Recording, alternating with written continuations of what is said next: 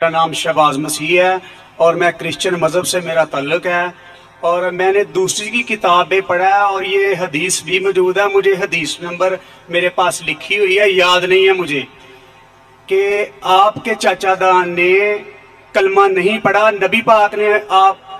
نبی پاک صلی اللہ علیہ وسلم نے آپ کے چاچا جان سے کہا جب وہ مرنے لگے تھے کہ آپ میرے کان میں کلمہ پڑھ لیں تو آپ جنت میں جائیں گے، اگر آپ کلمہ نہیں پڑھیں گے تو آپ جہنم میں جائیں گے. میرا آپ سے یہ سوال ہے کہ کیا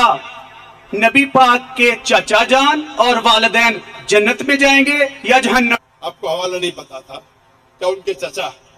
اور صحیح فرماتے ہیں، ان کے چچا ابو طالب، انہوں نے اللہ کے رسول کو پروٹیکٹ کیا، ان کو محفوظ رکھا دشمنوں سے، کیونکہ وہ اپنے قبیلے کے تھے. لیکن وہ یہ نہیں مانتے تھے کہ اللہ ہی کے اور اللہ کے رسول محمد صلی اللہ علیہ وسلم کے پیغمبر ہیں، لیکن اپنی جان سے بڑھ کر ان کی حفاظت کی. اسی لیے اللہ کے رسول چاہتے تھے کہ ان کے چچا اسلام قبول کرے، لیکن انہوں نے قبول نہیں کیا. آپ کا کہنا ہے کیا وہ جنت میں جائیں گے؟ نہیں، کیونکہ انہوں نے اسلام نہیں قبول کیا. اللہ کے رسول نے اپنے رسالت کا اعلان کر چکے تھے، وہ ان کی حفاظت کی، ان کی مدد کی، اپنے جان سے بڑھ کر کی. لیکن کیونکہ انہوں نے ایک اللہ اور اللہ کے رسول یہ نہیں مانا کہ وہ اللہ کے رسول تھے، اسی لیے وہ جنت میں نہیں جائے. یہ واحد روایت ہے جس کی بنیاد پر دشمنان حضرت ابو طالب علیہ السلام جو ہیں وہ مسلسل کئی دہائیوں سے حضرت ابو طالب علیہ السلام کے ایمان پر زبان درازی کرتے ہیں. اسی روایت کے متعلق جب ڈاکٹر ذاکر نائک سے سوال کیا گیا تو ڈاکٹر ذاکر نائک نے اسی روایت کو اسی انداز میں پڑھا اور اسے اپنا عقیدہ بتایا اور یہ کہا کہ روایتاً کلی طور پر صحیح ہے. اور اسی حدیث میں یہ ہے، صحیح بخاری اور صحیح مسلم میں لکھا کہ جب جناب رسالت امام نے حضرت ابو طالب سے کہا کہ میں اللہ کی بارگاہ میں آپ کی سفارش کروں گا، تو قرآن میں سورہ مبارکہ توبہ کی آیت نازل کر دی جس میں خدا نے رسول کو منع فرمایا معاذ اللہ کسی بھی مشرک کی معافی یا کسی بھی کافر کے لیے توبہ کرنے سے، ان کی درخواست کو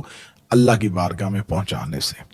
یہ وہ تمام روایات ہیں، وہ تمام چیزیں ہیں جن کو بیان کرنا جو ہے وہ اس لیے ضرور میرا مقصد نہیں ہے کہ اس میں سراسر حضرت ابو طالب علیہ السلام کی توہین ہے. یہ روایت نقل ہو گئی، اس روایت کو بیان کر دیا گیا. اور اب میں آپ تمام احباب کی سامنے یہ گزارش کروں گا کہ تمام مسلمانوں کے جتنے بھی فرقے ہیں ان تمام کے ہاں یہ اصول قائم ہے اور یہ رائج اصول ہے کہ اگر آپ کے پاس کوئی حدیث پہنچتی ہے تو آپ نے دو اس کے طریقے جو ہیں ان پر ضرور غور کرنا ہے. آپ نے اس حدیث کی سند دیکھنی ہے، اس حدیث کا متن دیکھنا ہے. آپ نے یہ دیکھنا ہے کہ یہ حدیث جو آپ تک پہنچی اس کی اسناد معتبر ہیں، اور پھر اس حدیث کا متن کیا ہے. اگر اس کا متن جو ہے وہ قرآن سے ٹکرا رہا ہے اور اس کی سند قابل قبول بھی ہو لیکن متن قابل قبول نہیں ہے تو پھر اس حدیث کو قبول نہیں کیا جائے گا. یہ تمام مسائل کے یہاں ہیں. اور اگر کوئی حدیث ایسی ہے کہ جس کا متن جو ہے وہ تو معتبر ہے لیکن اس کی سند معتبر نہیں ہے تو پھر بھی اس حدیث کو قبول نہیں کیا جائے گا اس کی اسناد کے اعتبار سے. تو اب ہم آج کی اس ویڈیو میں اس ایک روایت کو، اس ایک حدیث کو جسے بخاری اور مسلم میں لا کے حضرت ابو طالب کے ایمان پر زبان درازی کی جاتی ہے، ہم اس حدیث کے ان دونوں پہلوؤں کو دیکھتے ہیں، اس کو دونوں زاویوں سے دیکھتے ہیں. اور اہل سنت جتنے بھی ہیں جو سن رہے ہیں، جن کا بخاری پر یقین ہے، جس کا مسلم پر یقین ہے، ان کی بارگاہ میں، ان کے سامنے ہم یہ مقدمہ رکھتے ہیں کہ کہیں آپ بخاری اور مسلم کی محبت میں حضرت علی کے باپ کی توہین تو نہیں کر رہے؟ کیا رسول کے مربی، رسول کے محسن جناب حضرت ابو طالب کی توہین تو نہیں کر رہے؟ رسول کے والدین کی توہین تو نہیں کر رہے؟ کیا بخاری اور مسلم کو بچاتے ہوئے کیا آپ ایک روایت، ایک کمزور روایت کے متن کو یا اس کی سند کو بچاتے ہوئے آپ ایک ایسے جرم کا ارتکاب تو نہیں کر رہے جس کی توبہ اللہ کی بارگاہ میں بھی نہیں ہے؟ تو آئیے ہم پہلے اس کی روایت کی اسناد کے بارے میں جانتے ہیں. اس روایت کو جو نقل کیا ہے وہ نقل کیا ہے مسیب ابن حزن نے. صحیح بخاری نے بھی اور مسلم نے بھی، دونوں میں جہاں جہاں اس 4 مختلف مقامات پر اور بخاری میں 3 مختلف مقامات پر یہ حدیث آئی، اس کے اوپر والے راوی جو ہیں وہ تبدیل ہوئے، لیکن جس نے یہ روایت نقل کی، جس نے یہ واقعہ بیان کیا، جس نے اس پورے واقعے کو کوٹ کیا، وہ تمام کے ہاں ایک ہی ہے، مسیب ابن حزن، کہ مسیب ابن حزن جو ہے وہ یہ کہہ رہا ہے کہ میں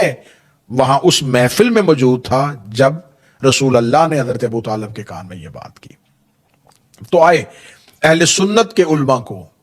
جو حضرت ابو طالب کے ایمان کے قائل نہیں ہیں، بہت سے اہل سنت کے علماء ہیں جو حضرت ابو طالب کے ایمان کے قائل ہیں، جو حضرت ابو طالب کے فضائل کے قائل ہیں، ذاکر نائک سمیت ان تمام علماء کو چیلنج کرتے ہوئے یہ کہتے ہیں کہ آپ یہ صرف اتنا بتائیے کہ جس نے یہ واقعہ کوٹ کیا ہے مسیب، کیا وہ اس وقت وہاں پر موجود تھا جبکہ آپ اپنی کتابوں میں لکھ چکے ہیں، اسابہ میں آپ نے تحریر کر دیا ہے، میزان الاعتدال میں آپ لے آئے ہیں کہ یہ مسیب جو ہے یہ فتح مکہ کے وقت مسلمان ہوا ہے، یہ تلکا میں سے ہے، اس نے اسلام قبول کیا ہے فتح مکہ پہ۔ فتح مکہ ہو رہی ہے 9 ہجری میں، اور رسالت مآب صلی اللہ علیہ وآلہ وسلم جب مکہ فتح کرتے ہیں اس میں اور حضرت ابو طالب کے رحلت وصال کے درمیان 12 سال کا فرق ہے۔ تو جو 12 سال کے بعد مسلمان ہو رہا ہے وہ اس واقعے کو نقل کیسے کر سکتا ہے؟ کیسے اس نے اس واقعے کو نقل کر دیا جبکہ وہ اس وقت مسلمان ہی نہیں تھا؟ بلکہ اہل سنت کے بہت سے محدثین نے یہ کہا کہ ہم اس کو بحالت اسلام کیا بحالت کفر بھی اس کا اس جگہ پہ حاضر ہونا ثابت نہیں ہے کہ وہ کافر تھا اور وہ اس جگہ پہ موجود تھا۔ پھر اس روایت کے جو 2 سلطانی گواہ ہیں جنہوں نے گواہی دی ہے، جو شہادت دے رہے ہیں، وہ کون ہے؟ ابو جہل ہے اور عبداللہ ابن امیہ ہے۔ یہ وہ ہیں جو رسول پاک کے سب سے بڑے دشمن ہیں۔ تو دشمنان اسلام جو آخری وقت تک مسلمان نہیں ہوئے، آپ ایک کافر کی روایت کو 2 کافروں کی گواہی پہ حضرت ابو طالب کے ایمان پہ لے کے آ رہے ہیں کہ عبداللہ ابن امیہ اور ابو جہل جو ہیں وہ اس وقت میں موجود تھے، اور مسیب جو ہے جس نے اس واقعے کو کوٹ کیا ہے جو اس وقت کافر تھا، جو اس وقت مسلمان ہی نہیں تھا، مخزومی ہے، اس نے اور اس کے بھائی نے اور اس کے باپ نے فتح مکہ پہ جا کے کلمہ پڑھا ہے، تلکا میں سے ہے۔ تو یہ کیسے اس روایت کو نقل کر سکتا ہے، کیسے اس واقعے کو کوٹ کر سکتا ہے جس کا وہاں پر موجود ہونا ہی ثابت نہیں ہے؟ اب دوسری یہاں پہ آ کے جو ایک ان سے بہت بڑی غلطی نہیں، ایک بہت بڑا غلطان ہوا ہے کہ خداوند متعال نے وہیں پہ قرآن کی ایک آیت کو بھیج دیا کہ میرا رسول خبردار، آپ کبھی بھی مشرک کی سفارش اللہ کی بارگاہ میں نہ کیجیے گا، اللہ اس توبہ کو قبول نہیں کرے گا۔ ثم معاذ اللہ یعوذ باللہ، یہ آیت سورہ مبارکہ توبہ کی ہے، اور سورہ مبارکہ توبہ مکی نہیں ہے، مدنی ہے۔ سورہ توبہ نازل ہو رہی ہے جنگ تبوک کے موقع پر، غزوہ تبوک سے واپسی پر۔ سورہ مبارکہ توبہ جس کی تبلیغ کے لیے رسول اللہ صلی اللہ علیہ وآلہ وسلم نے مولا امیر المومنین کو یہ سورت دے کے مکہ بھیجا تھا۔ تو جس وقت یہ آیت آئی ہی نہیں ہے اس وقت پہ اس آیت کو فٹ کیوں کیا جا رہا ہے؟ یہ تمام جتنے بھی اگر آپ اشارے ہیں ان کو ملائیں، اگر ان تمام دلائل کو آپ سامنے رکھیں، برہائن کو سامنے رکھیں، تو آپ اس نتیجے پہ پہنچ جائیں گے کہ اس حدیث کی نہ سند معتبر ہے نہ اس روایت کا متن معتبر ہے۔ اب اگر اس روایت کو اگر آپ یہ کہتے ہیں کہ اس کا متن کس اعتبار سے معتبر نہیں ہے، تو آئیے خدا کے قرآن سے پوچھتے ہیں کہ کیا رسول اللہ کسی کی سفارش کرے اور خداوند متعال جو ہے وہ اس سفارش کو قبول نہیں کرتا، یا حضرت ابو طالب کا ایمان جو ہے رسول اللہ کے والدین کا جو ایمان ہے اس کے بارے میں قرآن کیا کہہ رہا ہے؟ تو قرآن تو مسلسل کئی مقامات پر گواہی دے رہا ہے، علم یجد کا یتیمن فآوا، میرا حبیب تو یتیم تھا، ہم نے تمہیں پناہ دی۔ وہ پناہ کہاں دی؟ حضرت ابو طالب کے واسطے۔ تو اللہ معاذ اللہ العیاذ باللہ، اللہ رسول کے لیے کسی کافر کا انتخاب کیوں کر رہا ہے؟ خدا کہہ رہا ہے لقد من اللہ علی المؤمنین، ہم نے احسان کیا مومنین پہ کہ ہم نے ان میں سے ایک رسول کو بھیجا۔ تو خدا تو نبی کے والدین کو مومنین میں کہہ رہا، یاسین والقرآن الحکیم انک لمن المرسلین، میرا حبیب تو مرسلین میں سے ہے۔ تو یہاں پر اس حدیث کا نہ متن قابل قبول ہے نہ اس روایت کی سند قابل قبول ہے۔ پھر اگر گرنے پہ آئے مسلمان تو پھر یہاں تک کہہ دے کہ جس ابو لہب کے بارے میں خدا نے قرآن میں مذمت کیا، تبت یدا ابی لہب وتب، اے ابو لہب تیرے ہاتھ ٹوٹ جائیں، جس ابو طالب کے بارے میں رسول اللہ صلی اللہ علیہ وآلہ وسلم کے دل دکھانے کی وجہ سے خدا نے قرآن میں اس کی مذمت کی ہے، اس ابو لہب کے بارے میں تو مسلمان یہ لکھیں کہ اس ابو لہب کی انگلی سے اسے پانی میسر ہوتا ہے اور اس کو عذاب میں کمی آ جاتی ہے، اس ایک انگلی کی وجہ سے، اس ایک انگشت کی وجہ سے کہ جب رسول دنیا میں آئے تو اس نے اس انگلی کے اشارے سے ایک کنیز کو آزاد کیا تھا۔ اگر آپ شفاعت پہ آ جائیں، اگر آپ عذاب میں کمی پہ آ جائیں تو آپ اتنے گر جاتے ہیں کہ آپ ابو لہب کے عذاب، جس کے لیے خدا نے قرآن میں مذمت کی ہے، خدا قرآن میں نفی کر رہا ہے، خدا قرآن میں اس کے ہاتھ ٹوٹنے کی بات کر رہا ہے، اور انگلی جو ہے وہ ہاتھ کا حصہ ہے۔ خدا قرآن میں کہہ رہا ہے تیرے ہاتھ ٹوٹ جائیں، اور مسلمان راوی لکھ رہے ہیں، مسلمان محدثین لکھ رہے ہیں کہ اس کو اس انگلی سے سوموار کے دن پانی میسر ہوتا ہے، کیونکہ اس نے اس انگلی کے ساتھ اس کنیز کو آزاد کیا تھا جو رسول کی دنیا میں آمد کی خبر لے کے آئی تھی۔ تو جن ہاتھوں کو خدا نے بد دعا دی ہو اس میں سے شفاعت ڈھونڈ لیتے ہو،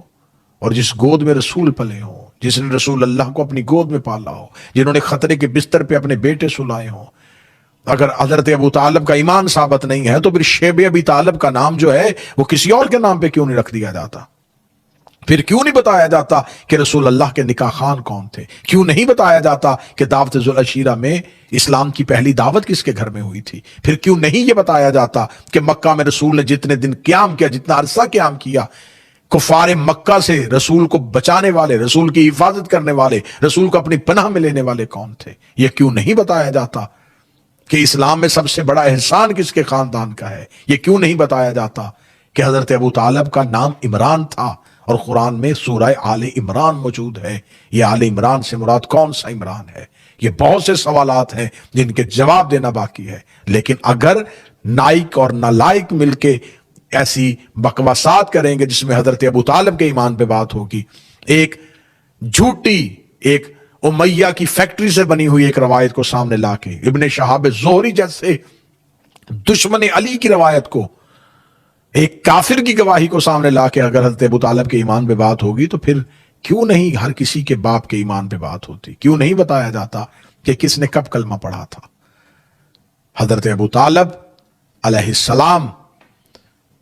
ان کا ایمان نہیں، آپ ان کے منصب پہ بات کریں، آپ ڈیبیٹ کریں کہ حضرت ابو طالب کے پاس وہ کون سا الہی منصب تھا۔ حضرت عیسیٰ علیہ السلام سے لے کے رسالت ماں تک پہنچتے پہنچتے جب درمیان میں کوئی نبی نہیں تھا تو خدا کا زمین پر الہی نظام چلانے کے لیے کون کون سی حجتیں موجود تھیں؟ آپ ڈیبیٹ کریں حضرت ابو طالب کے منصب پہ، آپ ڈیبیٹ کریں کہ حضرت ابو طالب کے پاس کون سا الہی عہدہ موجود تھا، آپ ڈیبیٹ کریں کہ حضرت ابو طالب کی گود میں وہ کون سا اثر تھا کہ جس گود میں پلنے والا رسول اور امیر المومنین بنتا ہے۔